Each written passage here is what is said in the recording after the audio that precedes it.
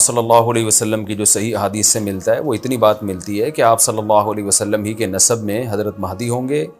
ان کا نام آپ صلی اللہ علیہ وسلم کے نام جیسا ہوگا، قریش میں سے ہوں گے، اور جس دور میں آئیں گے وہ حضرت عیسیٰ علیہ السلام بھی انہی کے بعد فوراً نازل ہوں گے، اس دجال بھی اسی وقت ظاہر ہوگا. یہ تینوں چیزیں ایک ہی وقت پہ ہوں گی، دجال، حضرت عیسیٰ علیہ السلام اور حضرت مہدی.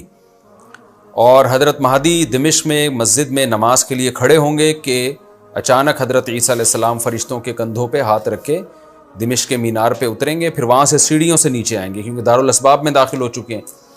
حضرت مہدی ان سے کہیں گے کہ آپ نماز پڑھائیں، وہ انکار کریں گے. حضرت مہدی کی اقتداء میں حضرت عیسیٰ علیہ السلام نماز پڑھیں گے اور پھر دونوں کی اقتداء میں جہاد ہوگا. تو مجاہدین کے امام ہوں گے حضرت مہدی.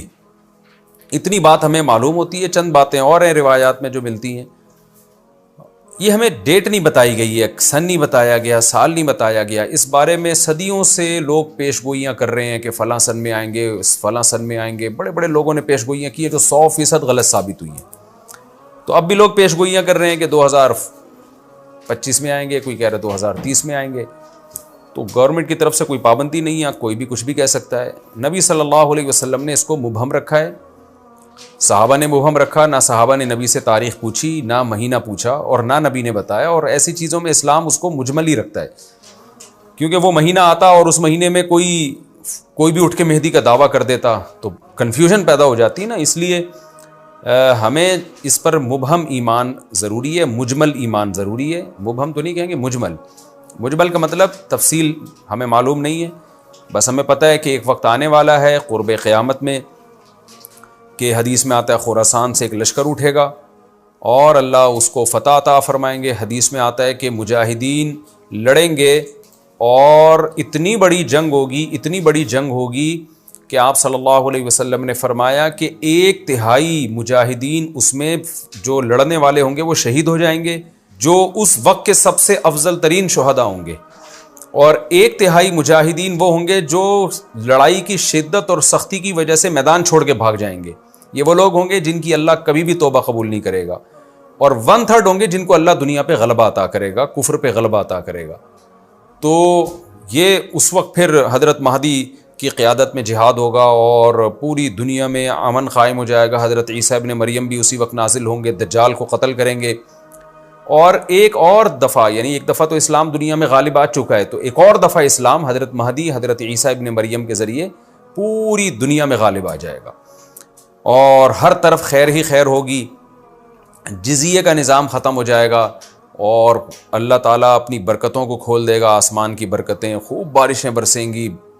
ایک روایت میں آتا ہے، ترمذی کی روایت ہے، اتنے بڑے بڑے انار پیدا ہوں گے کہ اس کے چھلکے کو لوگ سائبان کے طور پہ استعمال کریں گے. ایک ایک انگور کا دانہ کئی لوگ نچوڑ کے پئیں گے. یعنی برکتیں اللہ کی طرف سے ایسی کھل جائیں گی تو پوری دنیا میں امن ہوگا. تو یہ جو نبی صلی اللہ علیہ وسلم کی جو بعثت تھی نا، آپ صلی اللہ علیہ وسلم کی، وہ کیا تھی؟ قرآن میں آتا ہے لِيُظْهِرَهُ عَلَى الدِّينِ كُلِّهِ. آپ صلی اللہ علیہ وسلم کو دنیا میں اس لیے بھیجا گیا تاکہ آپ دین کو پوری دنیا میں غالب کر دیں. تو ایک دفعہ تو یہ بنو امیہ کے دور میں اور بنو عباس اور پھر خلافت عثمانیہ، یہ جو مسلمانوں کی خلافتیں چلی ہیں، تو بنو امیہ اور بنو عباس کے دور میں تو اسلام پھیل گیا تھا. پوری دنیا، جتنی بھی مہذب دنیا تھی اس میں اسلام ہی اسلام تھا، یعنی اسلامی حکومت تھی. سب مسلمان نہیں تھے لیکن حکومت اسلامی تھی، سب مسلمانوں کے زیر سایہ تھے.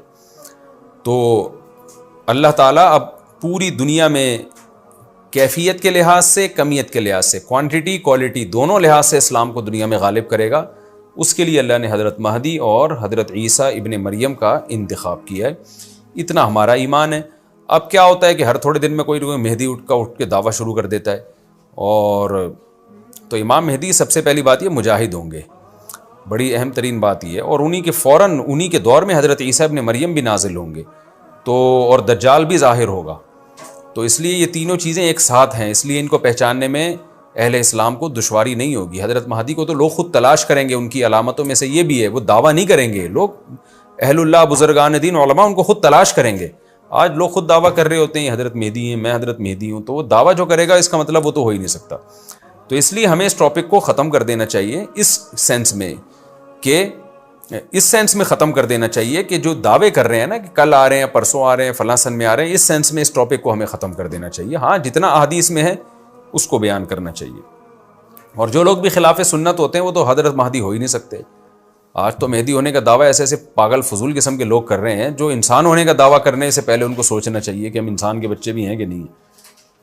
اچھا یہ بھی انہوں نے پوچھا ہے کہ کیا امام مہدی نبی ہوں گے؟ امام مہدی نبی ہوں گے یا صحابی؟ اس بارے میں وضاحت فرما دیں. نہ وہ نبی ہوں گے نہ صحابی ہوں گے، کیونکہ صحابی تو وہ ہوتے ہیں جنہوں نے اسی زندگی میں آپ صلی اللہ علیہ وسلم کو ایمان کی حالت میں دیکھا ہو. حضرت مہدی اور نبی کا زمانہ تو صدیوں کا فاصلہ ہے اس کے درمیان، تو نہ تو نبی ہوں گے نہ صحابی ہوں گے. نیک ہوں گے، بزرگ ہوں گے، بس مہدی کا معنی ہدایت یافتہ، سیدھے راستے پر ہوں گے.